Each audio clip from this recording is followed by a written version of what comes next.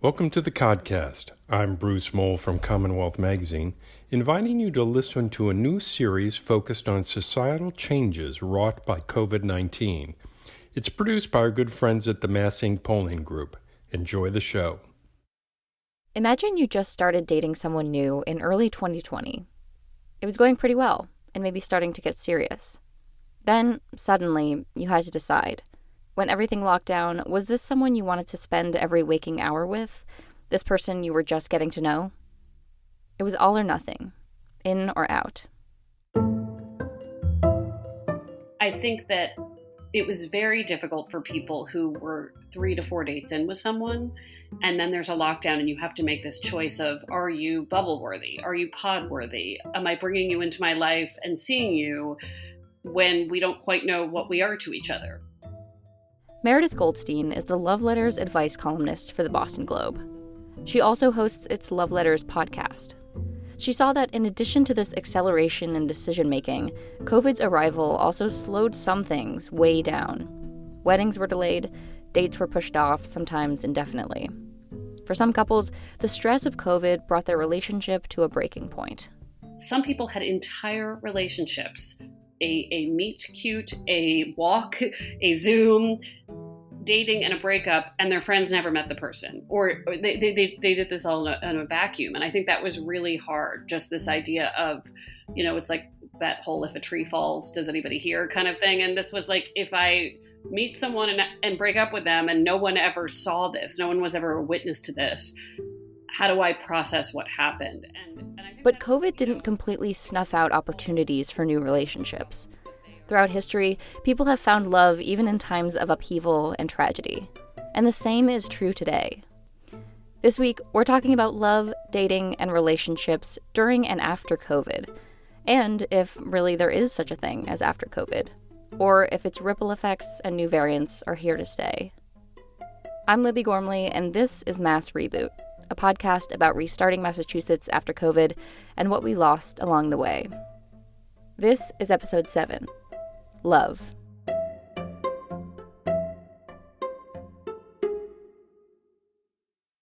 I'm here once again with my two amazing co-hosts, Steve Gazella and Jennifer Smith. Hey guys. Hi. Hello. So this is probably the episode we got the most questions about when we set the lineup. We've been doing a politics and policy podcast since 2017, starting with the horse race and now Mass Reboot. So how did we, podcasters better known for horse puns and political analysis, end up here? Well, for me, it was one of those things that was, I think, changed the most by COVID, and that's how we picked which things we wanted to focus on. So, we've talked about work and school and just a whole bunch of topics where everything suddenly changed. But think about, if you're not one of the people that this description fits, think about what it was like trying to have a relationship during COVID, trying to plan a wedding, or even if you're already in a relationship, just trying to navigate all the things that COVID brought with it. So for me, that's what made me want to do this episode, was just looking at something where COVID just completely changed everything about it and trying to figure out what happened and where we go from here.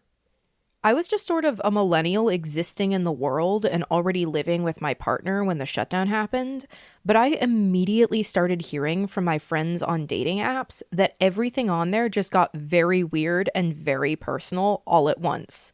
Because if you can't casually meet in person, that means a few things. If it's about an app, you have to rethink about both why you're on it and how you use it. And then the other thing was that week, everyone suddenly said, am I in a committed relationship now? Because I think the only way anyone can come over for dinner or to hang out is if we're suddenly the only person that either of us is going to see. And we'll hear today about experiences in many different stages of romantic relationships. So single, dating, seriously dating, engaged, married, even building a family. There's lots to get into. So shall we? We shall. Let's go. The entrance of COVID-19 turned the world of dating on its head in an instant. Something as simple as going out for coffee was suddenly not an option. The question became, how do you meet new people when you literally can't meet? With restaurants, bars, theaters, and pretty much everything else closed for part of the year, where did that leave people trying to form a bond with someone new? We went right to the person in all of Massachusetts who knows best what was on people's minds at that moment when it came to love and dating. Meredith Goldstein. the columnist you heard at the top of the episode. She says people had to reconsider their romantic lives as soon as it became clear just how serious the pandemic was going to be. After a few weeks, it became, wait a minute, okay, this is not something that's going to end quickly. So how do we move on with our lives and date and meet people and break up and do all these things in the context of isolation and a pandemic? She says before the pandemic, many people who wrote into her mentioned how exhausted they were in their search for love. The most common question pre-pandemic was about dating fatigue, meaning people sick of swiping, people sick of going out, people sick of not going out because so much online or app activity led to nothing. People had the tools they needed to connect with other singles. The online platforms existed, and they were popular well before the pandemic. While you might think account numbers would tick up with the pandemic's arrival, they actually declined at first, which may have something to do with the dating fatigue Meredith mentioned. Meredith said the pressure on single people to constantly seek out dates and put themselves out there was wearing them out. The pandemic forced these people to take the breather they so desperately wanted, but wouldn't allow themselves. All of a sudden, it was irresponsible to go out, right? Like, all of these people who secretly wanted to take a break, or maybe not so secretly wanted to take a break, and were like, can I just stop for 5 minutes? I don't want to do this. But then they would feel bad for not doing it. They were like, well, I can't do it because I'm being responsible. A lot of that prior pressure around dating dissipated, Meredith says. People stayed in more because they had to, but they appreciated the respite. With the pandemic to blame, people no longer blamed themselves. The mindset of people staying home and allowing themselves to sit by themselves without feeling bad for not doing and moving. I mean, that was, for some people, a real load off, the idea that just by staying home and not going out and not trying to be in the face of someone else, they were helping the world. That felt okay. But for many people who wanted to continue dating, apps were the best way to safely meet, in theory. And that's where the love story of Honey, Goodenough, and Kenneth Dyer starts. I knew I was onto something special right from that first day. We hit it off immediately. There was chemistry. It was, going in the right direction. They met, fell in love, got engaged, got married, and had a baby, all in just over a year. This was during a global pandemic, and they never even went out to a movie or for a romantic dinner. Kenneth had been on dating apps for more than 12 years, on and off. But just 13 days after Honey got on that same app, she met Kenneth. We probably would not have met without quarantine. I generally would only talk to one person at a time, and I periodically shut my accounts down because it was depressing. And she would be working 7 days a week all through the summer and not take the pause to get online.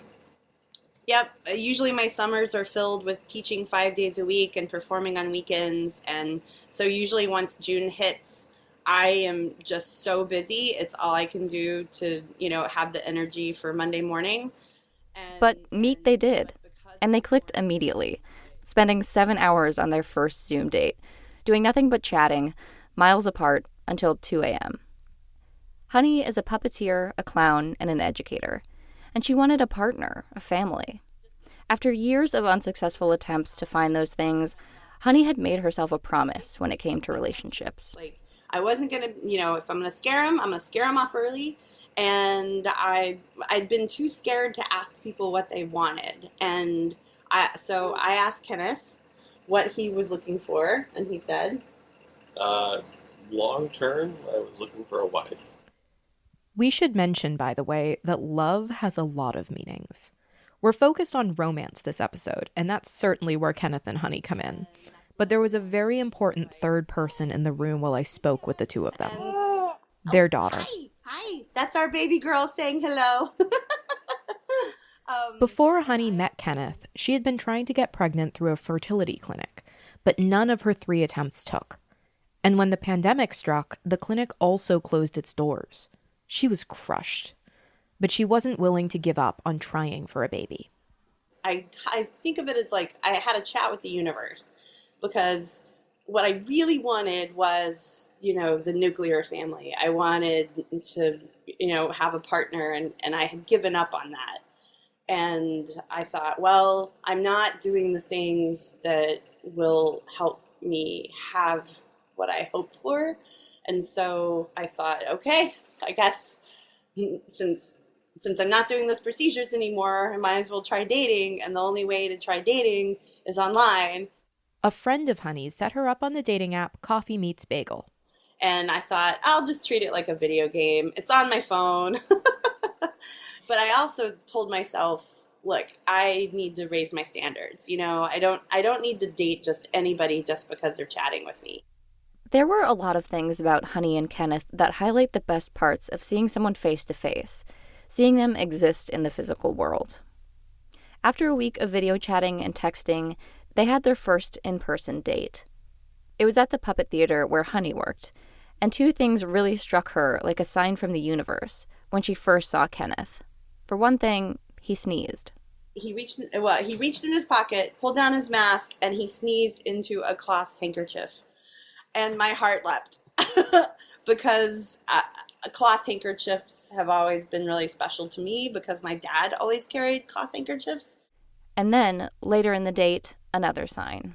I showed him our theater, and we sat down to snacks, and we went to open a package, and he reached into his pocket, and he pulled out a Barlow knife that belonged to my great-grandfather. And that was like the second signal that my father also always carried a pocket knife. Honey was struck by these old-world gentlemanly vibes. She's from Texas, and Kenneth is from New Orleans. So when Honey saw these two items, she instantly thought of the outdoorsiness of her childhood and appreciated their shared Southern roots. Zoom dates were key in the early days for Honey and Kenneth, before they met in person. So our first week, we had 20 hours of Zoom conversation. It was like a part-time job. And so after 20 hours, I was like, oh man, I think I'm really like into this guy. I'm getting attached. Kenneth also saw something in her, even through a screen. Early on in their online courtship, Kenneth watched a Facebook Live puppet slam that Honey hosted with an elaborate rabbit costume in the character of Funny Bunny. And I thought, well, Funny Bunny can host the show. Oh! and it was a lot, but Kenneth was in. But it takes somebody who really has a lot of nerve to do something that's very personal to them, to a stranger. And it occurred to me about halfway through her show that she was trying to scare me off, and she was going about it in completely the wrong way. Well, not trying to scare him off per se, but if you're gonna be scared off by this, you might as well move on.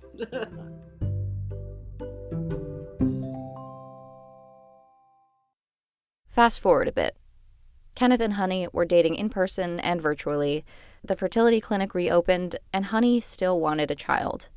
But she wondered, how do you tell a guy you've been dating for 1 month that you're planning to have a baby with someone who isn't him in the middle of a pandemic? Like, there's a certain timing you have to follow. I was, when you're trying this process, and I was coming up to the window of time that I could have the procedure. I had a donor sitting there waiting, and I was panicking. I was freaking out, and I was like, what do I do here? She waited a month, celebrated his birthday, and then, nervously, told him what she'd been putting off.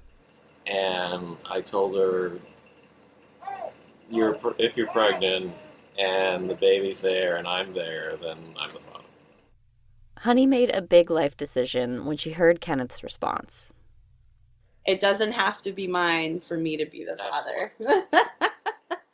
And I just, oh my gosh, my heart swelled, my ovaries were exploding.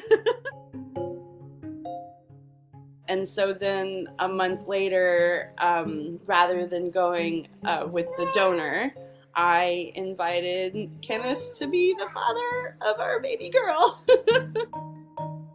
And that's what happened. Honey got pregnant almost immediately thereafter. She and Kenneth moved in together, and exactly 1 year to the day after their first date at the Puppet Theater, they got married at that very spot. Looking back, Honey remembers first meeting Kenneth and gushing to a friend about him.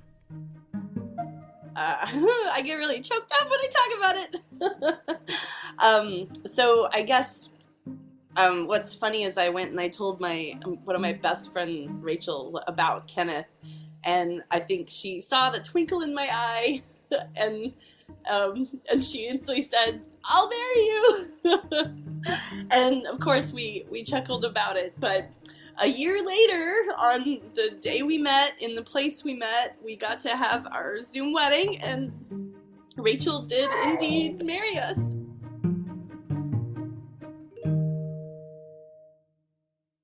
The process of telling their family and friends, as well as planning the wedding, was a bit of a roller coaster ride. Initially, they expected it would be almost entirely on Zoom. Honey and her friends had been doing shows through Zoom all year, and they were confident that they could pull off this trick. I wanted a small wedding. Like, I didn't want all the pressure of who to invite. I didn't want it to feel like a performance because it's a real life event. And my parents don't travel well, so having the Zoom option was fantastic for us. I also, after seeing so many weddings and all the money spent on weddings, I really, like, we've got other places our money should go, so having a very affordable wedding was important. But just as Honey was getting ready to give birth in mid-May, the governor announced Massachusetts would be reopening. And I was just like, what? Like, here I was like, in the process of being induced, so I was like, I don't even know what that means right now. But then what's great is my sister-in-law went online and got flights and booked Airbnb, and I thought, oh wow, okay, I guess we can have guests now. They ended up with a 40-person wedding, with others watching via Zoom, gathered together and apart to celebrate this remarkable partnership forged under the strangest of conditions. We'll be right back.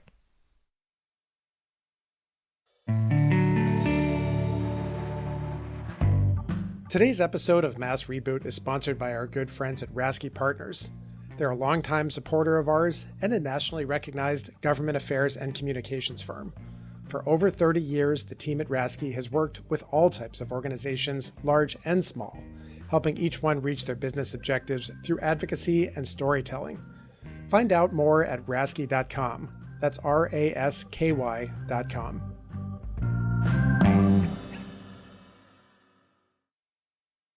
For couples that were strong going into COVID, there was upheaval and sudden changes. Couples like Eden Heller and Dan Hopkins were already planning to tie the knot, only to find everything stalled. Engaged in May of 2019, with a July 2020 date booked, it wasn't obvious to them in early 2020 that they'd have to change their plans. March and April, I think we were cautious, but maybe cautiously optimistic. We're I think by July it'll be okay. But then in May, Eden heard from her sister, who lived in Japan at the time. And she called me and she's like, I don't think I'm going to be able to come home. I don't think we'll be able to leave Japan this summer. And so that was the first time I was like, oh, I really think we're going to have to move the wedding. And as more people were like, I don't think I'm going to be able to fly, we decided to move it a year. But they'd already been together for years. So they did want to get married on their original date, even if the party couldn't happen as they originally planned it. They'd been engaged for months, and they were living through a global pandemic together. And it was a really traumatic time, and it just felt like, I don't know, during all of this trauma, we really wanted to be married. Once they decided to go forward with getting married on the same schedule in mid-2020, what they did next was something a lot of engaged couples did during COVID. They changed the specifics. The Knot, a popular wedding website, reports that among their users, 90% of couples who got married in the last year made modifications to their wedding plans due to COVID-19. Many put added emphasis on health and safety. 80% of couples reduced or limited the number of guests invited to their wedding to comply with local social distancing restrictions. For Eden and Dan, they kept their date. And that's about it. They paired the guest list and moved the venue. They got married in Holt Park in Andover instead of the original farm wedding they'd planned. My sister wound up being the officiant, so we didn't have to find an officiant. It was easy to get a marriage license in Massachusetts at that time. And we wound up being able to have an event, including us and the photographer, of 25 people outside. So we wound up being able to invite some friends who are already in Boston. That ceremony in July of 2020 went off without a hitch. But it came with its own very specific stress, one that Eden and Dan said many of their newly married friends have experienced. They planned a honeymoon in Provincetown, but it wasn't as relaxing as you'd expect a honeymoon to be. It was one of the most stressful 3 to 4 day periods of our lives because we were concerned that, we had just killed everyone that we love. So there was this period of at least a week after the wedding in 2020 where we were extremely stressed out, unable to enjoy anything really. Fortunately, in Eden and Dan's case, the week went by with no bad news. With vaccines on the horizon, they planned to hold a larger celebration in July this year, almost exactly a year after the original date. But even that was uncertain for months. I think for a while we thought, there are going to be people who aren't going to be able to be vaccinated in time, because the rollout was really slow in December, January. But once in March, he's I think Biden was everyone's going to have access by May 1st or something. Then I realized, everyone can be vaccinated, and therefore I feel fine having the event. And so we sent out a lot of emails in the winter being we might be having the wedding, keep July 24th saved, but we're not sure. And it wasn't until maybe March or April that we sent out something being we are definitely having the wedding. This time, all the guests were invited. There were caterers, music, and everything that had been missing the first time through. And after more than a year of pandemic life, a small wedding, and a nerve-wracking honeymoon, there was joy and there were reunions. My grandfather is 96, and so that was, I know it was very exciting for him. And it was obviously really wonderful for me to have him there and know that, if this had gone on for another year or maybe longer, who knows if he would have been in a condition to come. So yeah, that was very exciting. Eden and Dan are part of what bridal magazines are calling a wedding boom. There have been a flood of weddings just in their circle. Wedding planners say venues, staff, and suppliers are facing tidal waves of demand. And so there's some people who have gone to between 5 and 10 weddings this summer just because everything got pushed. So it has been a lot of weddings. We're only going to one this summer, but we're also going to one in October. Well, we think. We have no idea how the rules are going to change. And then we're going to one in March. But I do know people who have been to, half a dozen weddings this summer. Planning a wedding right now isn't necessarily easier because we're not out of the woods yet. The Delta variant now accounts for more than 90% of new COVID cases, and overall cases are on the rise. For folks heading down the aisle, that means what looked safe in April is now looking uncertain in October.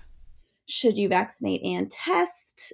Should we try to move it outside? I'm not quite sure how people are going to change, but I know that there are people who are getting very upset. It's the people who are having indoor weddings in the fall, I think, are the ones who are trying to figure it out right now. At Honey and Kenneth's wedding, everyone was masked during the ceremony, and Honey put a DIY spin on vaccination status. I was having anxiety over seeing unmasked people because I didn't know if they had been vaccinated or if they just didn't care. And so I thought, I'm going to provide these tools. So I had buttons that said that if you saw someone unmasked, they could wear a button that said, I have been vaccinated, or they had masks available. So couples planning weddings have a lot on their plates, and they're customizing their approaches to safety and comfort. For people who are trying to meet in the first place, those considerations are front of mind as well. Dating apps are adding vaccination status as a feature. OkCupid, Tinder, Bumble, and others are letting users add a virtual I'm vaccinated button to their profiles. Vaccination status is more of a deal breaker for some groups than others. OkCupid found in May that the vast majority of users on their site said they get the COVID-19 vaccine. The popularity of their I'm vaccinated button has skyrocketed. Those who are planning to get the vaccine or already have it are getting 15% more likes and 14% more matches and having 4.5% more conversations. June data from OkCupid found millennials and Gen Z are more likely than Gen X to cancel a date with someone who didn't want to get the COVID-19 vaccine. And the people on those apps having conversations were more thoughtful than they'd been before, Meredith says. I saw and heard people saying that there was a little bit more empathy, right? Like, people would message not just like, you up, it's like, how are you doing? Meredith says she saw a few things change in relationships over the past year. There was more compassion, more openly navigating boundaries. Figuring out how to express concern about safety was more important and more fraught, but people were more willing to talk about what they're comfortable with in the context of a public health emergency. Meredith hopes these lines of communication remain open as time goes on. Well, I think one thing that should come out of this and has in many cases is less shame in asking for answers, asking questions for answers that we need to know. And, dating during COVID had some other upsides, as strange as that might sound. It was weirdly a very rich time for some people, especially people in cities where, especially people working from home, where they could find another person who worked from home or wasn't working, and they posed less risk to each other. And they said, we're just, we like each other and we're going to bubble up. The downside is that a lot of the casual social structures people rely on for road testing relationships, like meeting college friends for some raucous drinks, just couldn't be replicated. And people who were in relationships before COVID hit, even new ones, suddenly found themselves in exclusive partnerships, but with limited information. Well, how well do you know that person? I did a story about these couples, and some of them said, well, I don't know what this person is like in traffic. I don't know what they're like in a movie theater. I don't know what they'd be like at a family party. Like, would they, so like this idea of, wait, I don't even know if my partner of 8 months is actually an introvert. It's complicated for people to make big life decisions during a crisis. Meredith says she saw a lot of people asking themselves why they were taking the next step. And I think decisions, right? Also of, do we move in together? Do we get more serious? Everybody was sort of like, well, am I making this decision because of a global pandemic and how it feels? Like, what would this feel like in normal times? But of course, these aren't normal times. A first date over Zoom or FaceTime, for instance, is kind of a standard concept these days. And Meredith sees the potential for virtual conversations continuing, even as we're not currently locked down. Of course, video chatting is much different from an in-person connection. Like, the little gestures that people make are different via a screen. Without a real-life interaction, Honey might never have seen Kenneth's pocket knife, for example. But, Meredith says, the virtual option has a lot of upsides. It worked well for nervous daters and even presented a different kind of intimacy that isn't possible when meeting at a restaurant or movie theater. Right? Like, this is, in some ways, a much more intimate first date in its own way, because someone is technically seeing into your home. But it was sort of fun to think of, oh, well, I'm seeing this person's action figures behind them, or I get to see the art in their house, or I see their dog run by. Like, there were some cool reveals, I think. Services like speed dating have incorporated virtual and in-person events to reach people who aren't comfortable heading out to a bar just yet. Video chatting into a date isn't going anywhere for the moment, and Meredith thinks it might stick around long term. This idea that you could FaceTime or Zoom with someone where no one had to pay for anything, right, except for the equipment that they might have already had. You didn't have to get ready in the way that you used to have to. There was no jumping on the tee and jumping off the tee. And I think it made some people feel more present in the moment, right? And then, well, if it doesn't work, you just close your computer screen, right? So I have heard from many people that they hope that these early Zoom dates and early FaceTime opportunities continue, even in a world that is open. That openness, though, feels more untenable by the week, as COVID cases continue to increase as a result of the Delta variant sweeping through. Even with Delta in the back of people's minds, the pressure to get back out there and return to their old demanding dating routines is upon them. Meredith says she wished people would hold on to some of what they adopted in the height of the pandemic. I had hoped that people would learn the lesson that you're not going to get everything done, and therefore a slow burn in life can be good, right? Like that dating fatigue, that people would give themselves more of a break, that people would take their time, that yes, there are deadlines for some people, especially when they want to have children and they want to, but it's like we can't get everything done, right? So we can't make ourselves too miserable in the process. And unfortunately, what I saw was a lot of, I'm like going to go to town.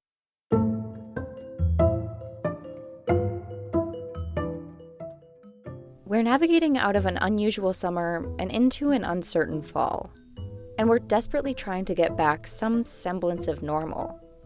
As we do this, however, Meredith hopes people understand that our definition of normal cannot involve erasing COVID's existence. It's changed us all, and therefore changed how we operate, in life and in relationships. None of us will ever exist in the normal that once was.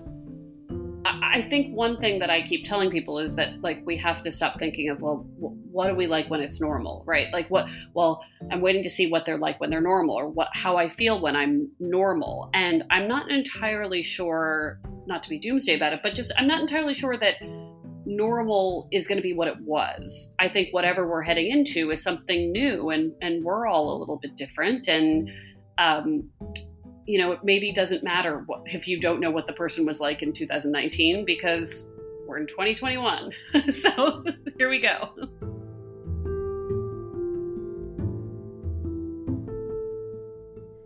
That's it for this week's episode of Mass Reboot. Next week is our final episode of this summer series, which really did take a turn from where we started. So join us for a return to our roots and a look at how our elected officials tackled the pandemic so far, and where we go from here. That's next time on Episode 8, Government. Mass Reboot is a production of the Mass Inc. Polling Group in collaboration with Commonwealth Magazine. It's produced by Steve Gazella, Jennifer Smith, and me, Libby Gormley. Our music is from Blue Dot Sessions. To lend your support, donate at patreon.com/mass_reboot. Thanks for listening. We'll see you next time.